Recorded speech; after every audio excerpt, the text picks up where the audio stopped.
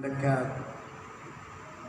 Padahal Natal yang lalu belum begitu buyar atau pudar dari hati dan pikiran kita. Dan dalam perjalanan dari awal Januari sampai dengan awal September ini, semua kita akan bicara dengan jujur bahwa kita semua punya pergumulan, kita semua punya beban, kita semua punya masalah, kita semua punya persoalan, kita semua punya berbagai himpitan yang mendera kita. Namun saya berharap bahwa di dalam semua persoalan, di dalam semua pergumulan, di dalam semua tantangan yang ada, mari kita belajar sore hari ini dari firman Tuhan yang akan disampaikan bagaimana kita menghadapi pergumulan, tantangan, himpitan, kesulitan, kesukaran yang terus mengikuti kita atau kita alami. Dan mari kita membaca apa yang ada di layar monitor kita atau videotron kita dari Matius 15. Mulai ayat yang ke-21.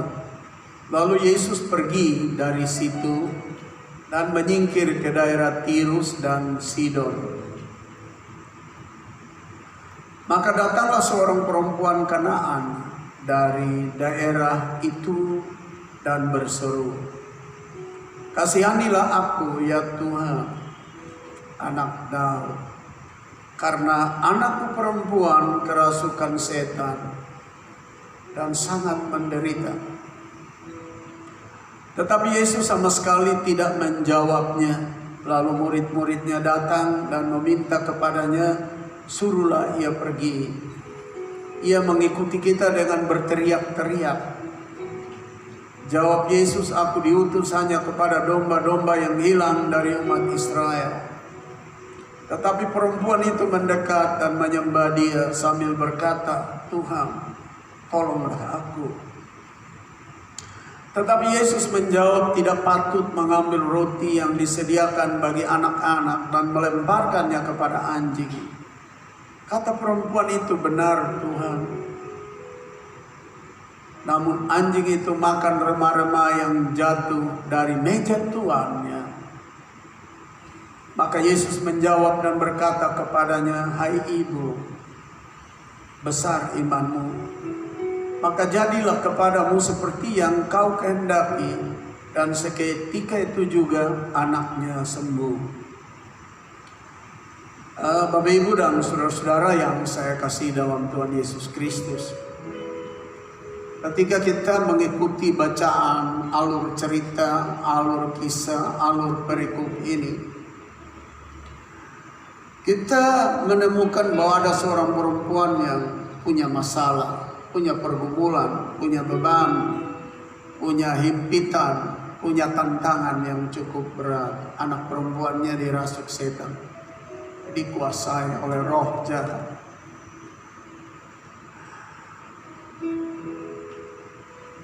Dan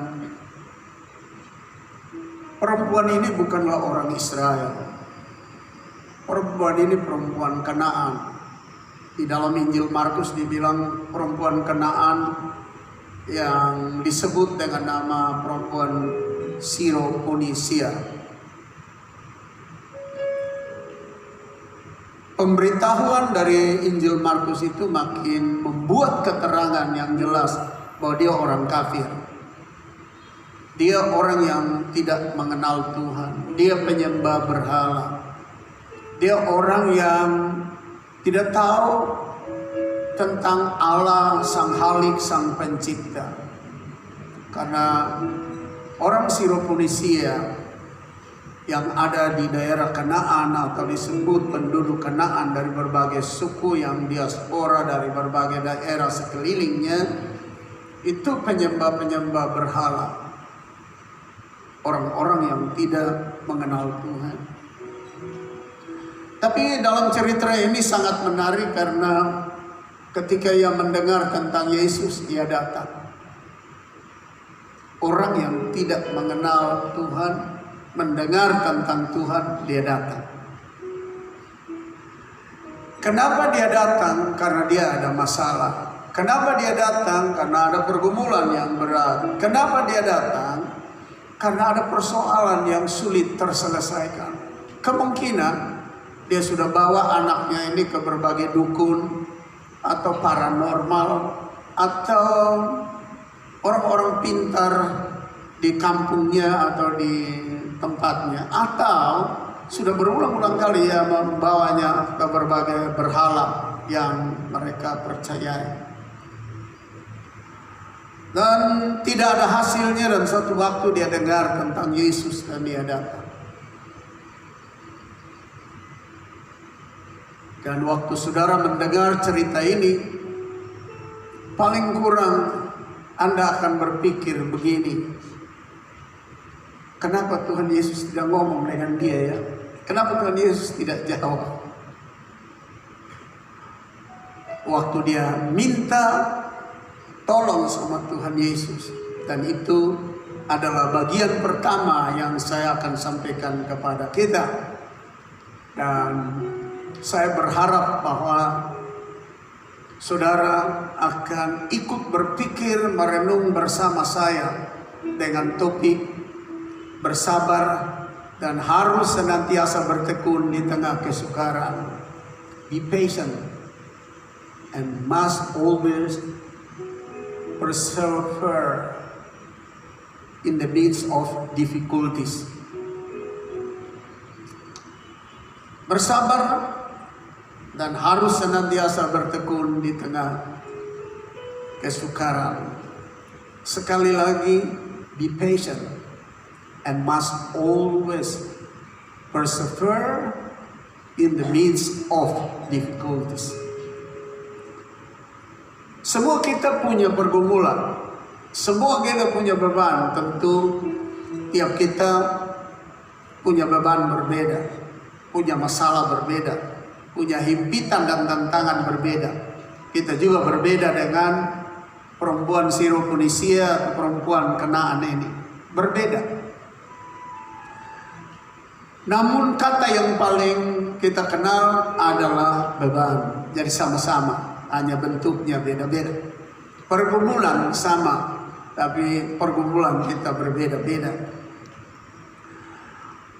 Maka dengan topik ini saya berharap dan saya yakin bahwa setidak-tidaknya apa yang dilakukan oleh perempuan ini akan menjadi lesson learned, menjadi topik belajar atau menjadi pokok belajar penting buat kita pada sore hari ini, sehingga kita tidak sia-sia dan habis waktu 90 menit ada di dalam ruang ini lalu kita pulang lalu tidak membawa sesuatu. Bersabar dan harus senantiasa bertekun di tengah kesukaran. Be patient and must always persevere in the midst of difficulties. Nah, kenapa saya berikan topik ini buat kita? Karena tadi alur cerita daripada perikop ini sudah saudara dan saya membaca dan mendengarnya dengan baik. Jadi pertama adalah although not responded, meskipun tidak ada tanggapan atau tidak ditanggapi. Ketika dia datang, meskipun tidak ada tanggapan, waktu dia minta di tengah dia punya masalah, punya persoalan, punya pergumulan, tidak ada tanggapan dari Yesus. Saudara, mari kita ulangi ayat 23 yang berkata, tetapi Yesus sama sekali no respond, tidak ada tanggapan. Sehingga bagian pertama ini, meskipun tidak ada tanggapan atau tidak ditanggapi, although not responded, ia bersabar ia bertekun. Ia tidak undur. Ia tidak geser. Ayat 23 sekali lagi. Tetapi Yesus sama sekali tidak menjawabnya. Lalu murid-muridnya datang dan meminta kepadanya, suruhlah ia pergi. Ia mengikuti kita dengan berteriak-teriak. Ada dua hal di sini. Perempuan Kanaan ini datang dengan masalahnya. Yesus tidak tanggapi. Sudah Yesus tidak tanggapi, pengikut-pengikut Yesus juga mengatakan suruh dia pergi. Dobel himpitan. Dobel himpitan ini yaitu sudah tidak menanggapi. Ada kelompok orang dekat yang berkata suruh dia pergi.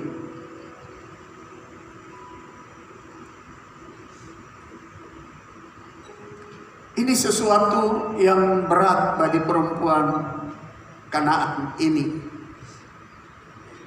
It's very heavy for the Canaanite woman, because he not about God, but now he came to Jesus and he asked something. Dia seorang perempuan Kanaan, orang yang tidak kenal Tuhan. Sebab penduduk Kanaan itu bukan penduduk yang mengenal Tuhan. Apalagi orang Siro-Fonisia yang datang di situ. Tapi Tuhan tidak memberi jawaban. Sudah Tuhan tidak memberi jawaban, tidak ngomong, Tuhan diam. Lalu orang di sekelilingnya lagi mendesak Tuhan. Tell to her to go out from our place. Katakan kepadanya untuk dia pergi dari tempat kita. Dia hanya datang ribut saja.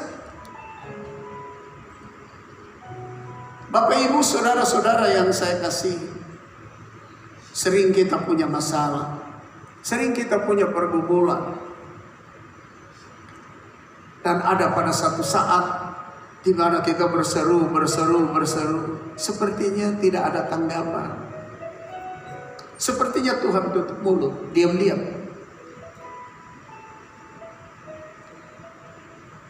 Yang tambah parah lagi, sudah seperti Tuhan diam-diam, orang di sekeliling kita tambah bikin susah kita lagi.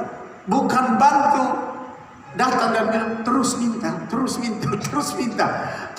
pasti Tuhan tolong. Tapi malah orang di sekeliling kita, orang dekat, all disciple that's close friend with God.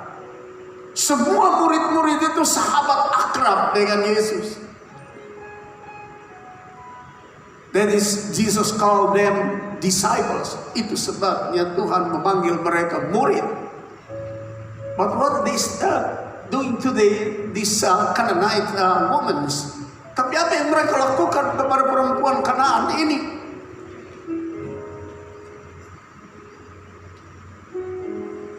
They asked to Jesus, send her, go away.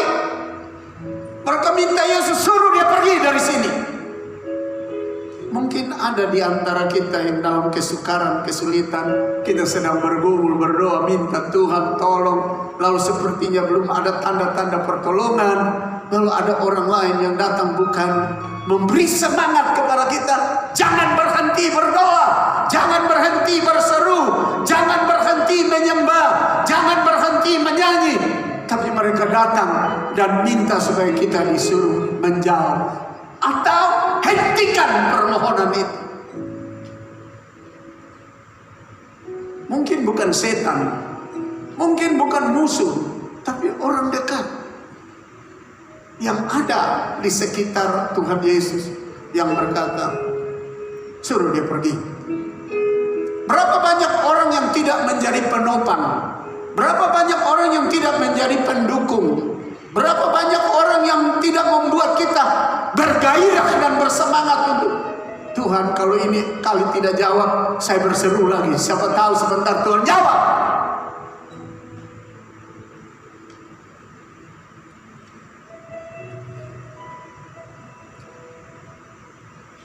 burden of the Canaanite woman is very heavy. Beban daripada perempuan Kanaan ini sangat berat. But no man helped her. Tapi tidak ada orang yang tolong sama dia.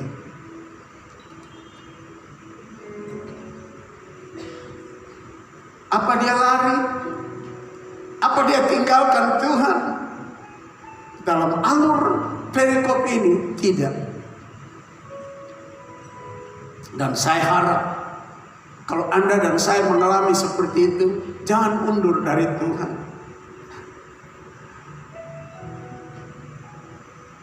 Yang kedua, although rejected, meskipun ditolak. Jadi tadi meskipun tidak ditanggapi atau tidak ada jawaban, dia tetap di situ. Dan yang kedua, meskipun ditolak, although is rejected, meskipun ditolak, dia tetap ada di situ. Mari kita lihat ayat yang mengatakan bahwa dia ditolak, ayat 24. Jawab Yesus, aku diutus hanya kepada domba-domba yang hilang dari umat Israel, not for the Canaanite women or women of Syrophoenicia.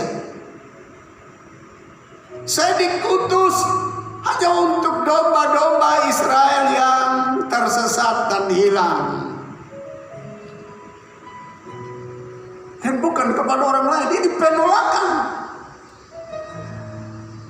But Jesus answered and said, I was not sent except to the lost of sheep of Israel. Jadi dengan berkata begini, sudah tidak jawab, sekarang jawabnya tidak sesuai dengan apa yang kita harapkan. Seperti perempuan ini harapkan, dengan kata lain, kenyataan tidak sesuai harapan.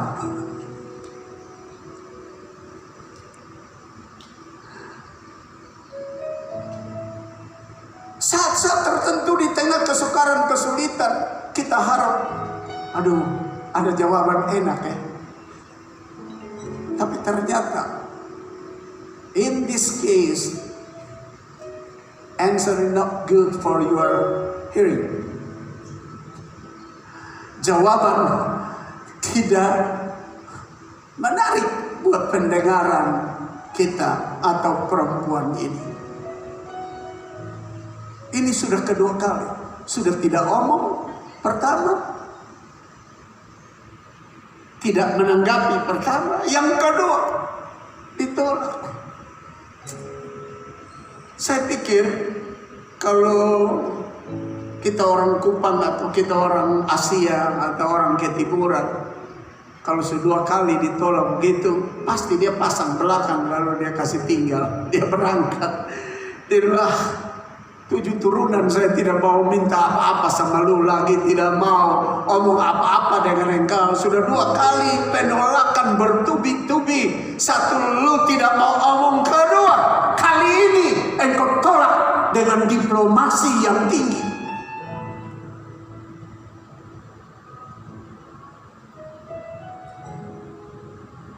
Bapak Ibu, minggu yang lalu kita dengar tentang khotbah ada pokok ara yang tumbuh di tengah kebun anggur, yang artinya ini dia tumbuh di tanah subur, sebab kebun anggur, sebab tempat anggur itu ditanam itu tanah yang subur.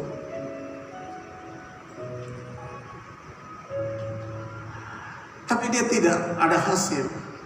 Sekarang perempuan ini kena tanah yang berbatu, ini kena tanah yang tandus, ini sepertinya kena tanah yang tidak subur sama sekali, tidak ada hasilnya, tidak produktif kelihatannya.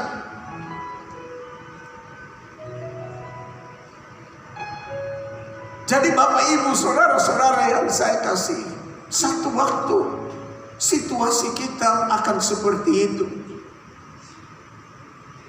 Kita minta tidak ada jawaban. Kita minta bahkan ada rasa ditolak.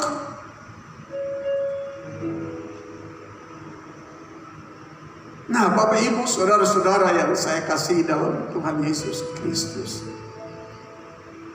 Sekarang bagian yang ketiga. Although is condemned sinning. Meskipun diremehkan. Ini bagian ketiga. Saya baca ayat yang ke-26. Tetapi Yesus menjawab, tidak patut mengambil roti yang disediakan bagi anak-anak dan melemparkan dia kepada anjing. Anda lihat jawaban ketiga ini meremehkan. Bagaimanapun juga dia orang kafir, tapi dia manusia. But Jesus said, not worthy, we take bread of the children and cast down to the dogs. Permintaan perempuan ini Yesus jawab, tidak layak mengambil roti milik anak-anaknya lalu diberikan, dilemparkan kepada anjing.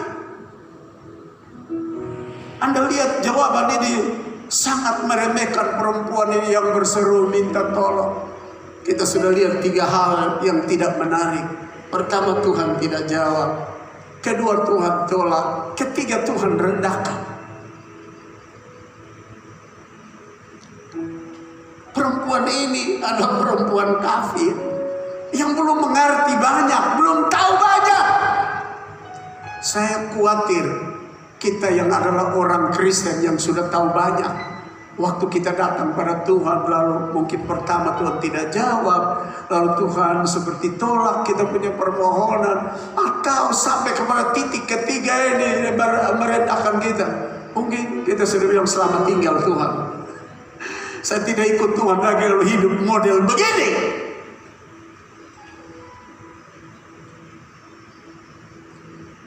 Tapi perempuan ini, Anda tahu apa jawaban perempuan ini?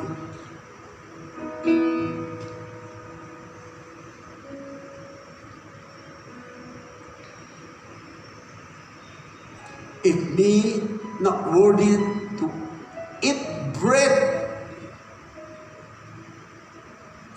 from your table, because that is bread of children. But I believe all crumbs fall down from the master table. Dogs can eat it. Anda tahu jawaban itu menarik sekali perempuan ini. Bukan dia lari kasih tinggal, membelakangi dan berkata, peduli amat, tidak perlu lagi Tuhan. Tapi dia berkata, saya tahu bahwa roti anak-anak tidak pantas diberikan kepada anjing. Tapi all crumbs fall down from the table of master that dogs can eat. Bahwa remah-remah yang jatuh dari meja tuannya akan dimakan oleh anjing itu. Saya pikir perempuan ini perempuan berhati baja. Perempuan ini adalah perempuan yang sabar tekun. Perempuan yang tidak gentar dan tidak undur dari hadapan Tuhan. Meskipun sudah tidak dijawab, meskipun ditolak, meskipun diremehkan.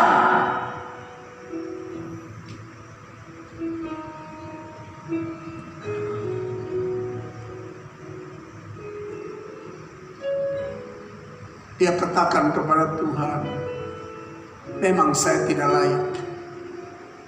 Tapi kalau ada sisa-sisa yang jatuh dari meja, saya sebagai anjing akan makan dari.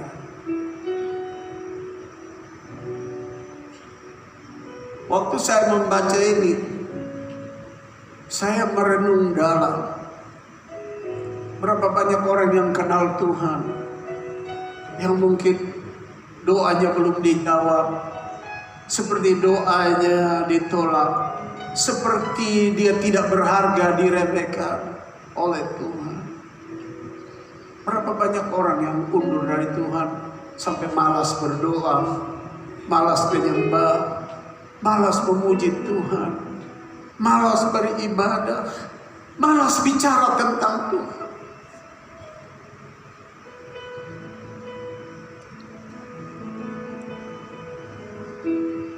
When we compare our life with this Canaanite woman, that's very different. Ketika kita coba sejajarkan hidup kita dengan perempuan Kanaan ini, betul-betul sangat berbeda. He is not Israelite. Dia bukan orang Israel yang mengenal Tuhan. She is the Syrophoenician woman, Canaanite woman. Dia adalah perempuan Kanaan, perempuan Syrophoenisia yang tidak mengenal Tuhan. Tapi waktu 3 tantangan ini datang menghambat dia, dia tidak undur. Dia berkata, Tuhan, benar, aku tidak layak makan anugerah yang besar, roti buat anak-anak Tuhan itu. Tapi kalau ada sisa yang jatuh, pasti saya makan. Lalu apa kata Tuhan? Saya senang Anda dan saya ikuti alur cerita ini. Hidup 7 kata perempuan itu benar Tuhan, namun anjing itu makan remah-remah, crumbs were fall down from the table of his master. Yaitu remah-remah yang jatuh dari meja tuannya. Penyampaian ini membuat Yesus berkata sangat menarik.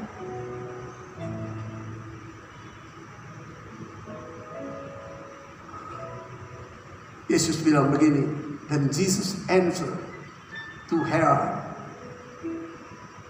and said, "O woman, great is your faith." Yesus berkata kepada perempuan ini, "Hai perempuan, imanmu besar. Very hour now your daughter get healing." Dia berbuah. Yesus berkata, sekarang, very now, very hour, your daughter get healing. Anak perempuanmu sembuh. Mari kita berikan dulu sanjungan bagi Tuhan. Kalau ada tantangan, kalau ada kesulitan, kalau ada hal yang sepertinya semua gelap, seperti tidak ada way out, tidak ada jalan keluar, jangan undur, jangan tinggalkan Tuhan. Doing like the Canaanite woman doing, lakukan seperti yang dilakukan perempuan Kanaan ini, tetap di situ dan berkata, aku tidak layak, I am not worthy to eat children bread, but all crumbs fall down from the table of master, that's dogs eat. Dia berkata, memang saya tidak layak, saya orang berdosa, saya orang kafir, tapi kalau ada remah-remah yang jatuh, anjing itu pasti makan. Sebuah pernyataan keyakinan, sekalipun sisa dan sedikit dari anugerah itu, kelimpahan kasih karunia itu, meskipun sisa, meskipun tidak layak buatku, tapi aku makan, aku akan ambil. Dan ia menghasilkan luar biasa. Firman Allah dalam ayat ke-28, then Jesus answered and said to her, "O woman, great is your faith. Let it be to you all your desire become true." Menjadi nyata semua kerinduan dan keinginanmu. And her daughter was healed from very hour. Dan anak perempuannya sembuh pada saat itu. Dia memberi hasil di tanah yang berbatu, di tantangan yang berat, di tanah tandus, di tanah kering, tanah yang tidak rapat. 3 kali membuktikan bahwa sebenarnya tidak ada hasil. Tapi karena ia bersabar dan bertekun di tengah kesukaran, ia produce fruit, ia menghasilkan buah, yaitu his daughter recover, yaitu anak perempuannya disembuhkan. Kalau kita bertekun, sabar di tengah kesukaran dan tetap berdiri di hadapan Tuhan, kita akan menghasilkan. Berikan sanjungan yang terbaik bagi Tuhan. Nah, Bapak Ibu, saudara-saudara yang saya kasih dalam Tuhan Yesus Kristus, hasil dari bersabar di dalam keadaan ditolak dan direndahkan, yaitu mujizat yang besar, buah mujizat, result of the patient in circumstances of being rejected and be insulted.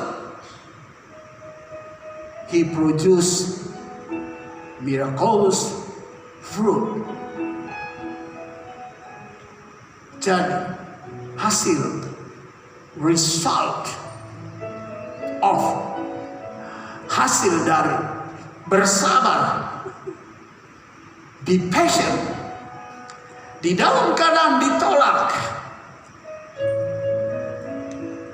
in circumstance of being rejected, keadaan ditolak dan direndahkan, where God bring to low down and till begin. Pit of darkness, sampai Tuhan merendahkan turun ke lubang yang paling dalam gelap. He stand before God and wait what God want to do to his life. Dia tetap berdiri di hadapan Tuhan dan dia menanti apa yang Tuhan harus buat dalam hidupnya. Jadi Bapak Ibu, saudara-saudara yang saya kasih dalam Tuhan Yesus, tidak ada satupun di antara kita yang tidak didera dengan masalah. Hanya kalau saya sampaikan ini, mari kita berhati-hati. Kalau orang kafir memiliki kesabaran, tunggu, taat dan tekun sampai Tuhan lakukan sesuatu, Anda dan saya harus jauh lebih baik dari orang kafir. Ada amin. Berikan sanjungan kami. Saya berikan beberapa contoh kepada kita.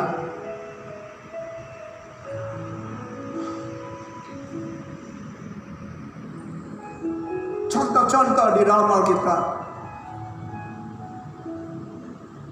Yusuf cukup bersabar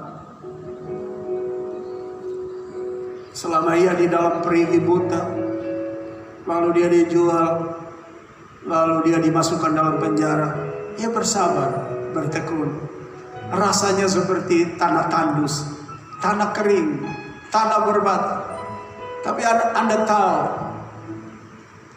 all story about Joseph, where time of God arrived, he become as the bigger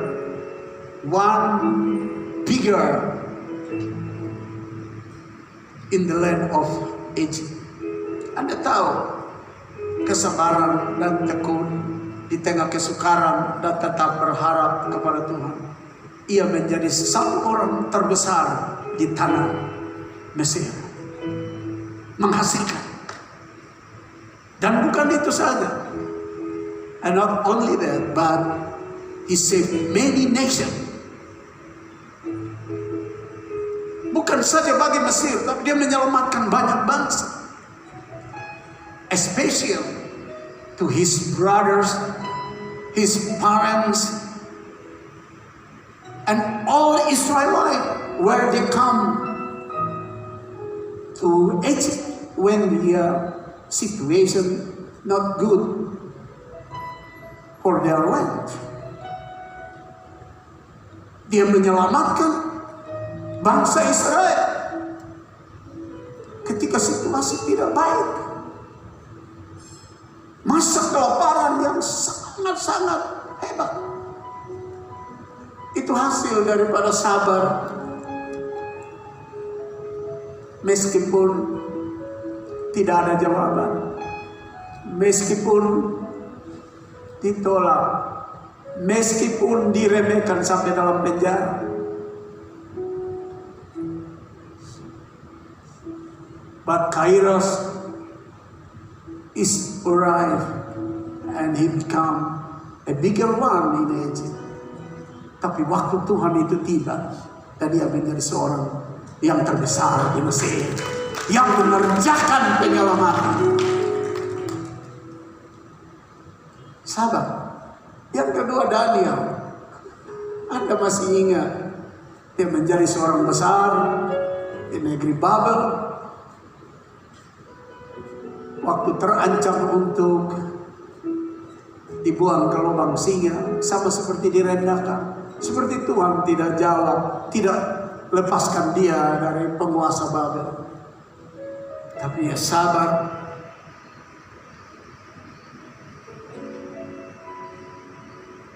Ia menanti dengan tekun. Dan semua berubah. Dan waktu dia keluar dari lubang singa, waktu dia direndahkan sejauh itu rendahkan sampai di dalam kematian. Dia keluar dan ia mendapatkan job yang lebih baik, more than before, jauh lebih baik daripada sebelumnya. Ada hasil. Anda masih ingat Sadrak, Mesak, Abednego? Sepertinya Tuhan tidak jawab sampai ketiga-tiganya masuk dalam dapur api. Tapi mereka berkata, if God help us to deliver us from the fire, or no, we tell you the kings, we don't worship your stuff. Tiga orang ini berkata, Tuhan jawab kami, tolong kami atau tidak, sampai kami masuk di dapur api yang menyala-nyala. Ingat Tuhan Raja, kami tidak menyembah patung Tuhan.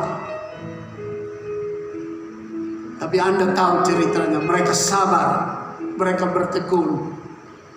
Dan hari besoknya, hari kemerdekaan, hari keberhasilan. Dan firman Allah berkata, setelah mereka dikeluarkan dari tanur api, sang Raja menempatkan mereka pada posisi jauh lebih tinggi daripada yang semula. Dan semua orang yang menuduhnya justru terhukum mati.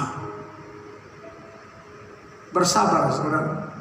Kalau ada kesukaran, kesulitan, seperti Anda sudah berlutut, berminggu-minggu Anda sudah menangis, Anda sudah berdoa, Anda sudah meratap, Anda sudah angkat tangan doa-doa kepada Tuhan.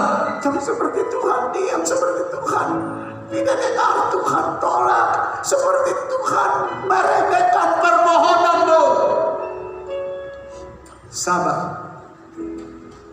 Sabar. Time is coming. You must love. And you say, thank you God for your helping and your attention to our life. Sampai Anda akan dengar dan Anda akan berkata, terima kasih Tuhan atas perhatianmu dan pertolonganmu dan penyelamatanmu atas hidup saya.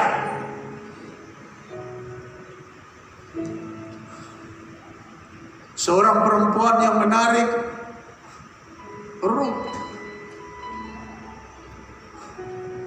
Anda tahu ceritanya.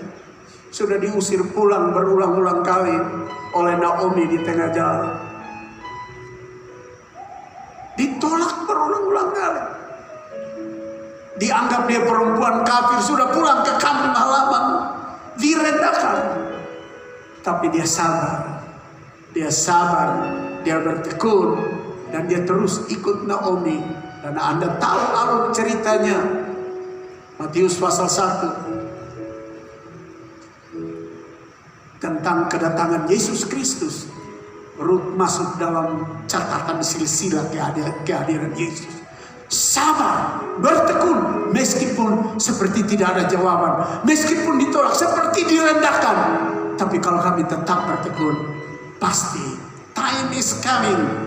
You get something where you desire.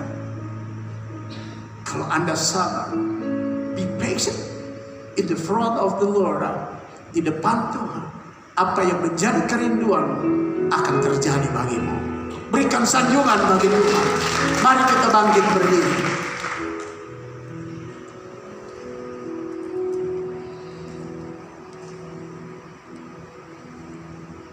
Kita tunduk sejenak, lalu kita coba